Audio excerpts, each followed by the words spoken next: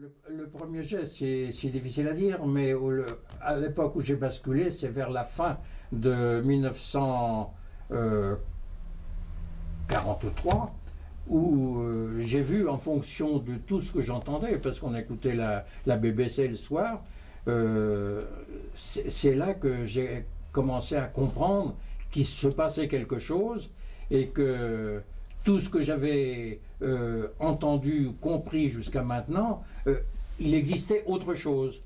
Et c'est à ce moment-là que j'ai commencé à me forger une idée.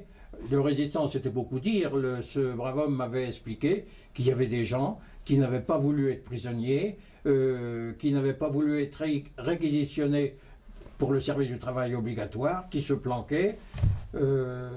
Il faisait peut-être pas des gestes tout à fait corrects quand il volait les bureaux de tabac, quand il volait chez les gens, chez les fermes et tout ça. C'était peut-être pas correct, mais ces gens-là avaient besoin de vivre et c'était ce qu'on appelait à ce moment-là les terroristes, mais plus exactement c'était les premiers résistants dont j'entendais parler.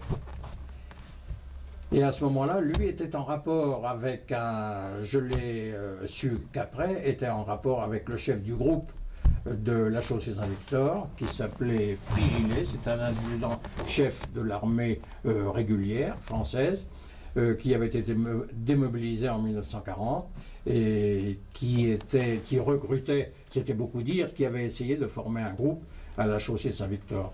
Je ne l'ai connu qu'à partir du mois de mai. Et mon premier contact avec lui, il m'a dit « Tu t'appelles Michel Duru ?»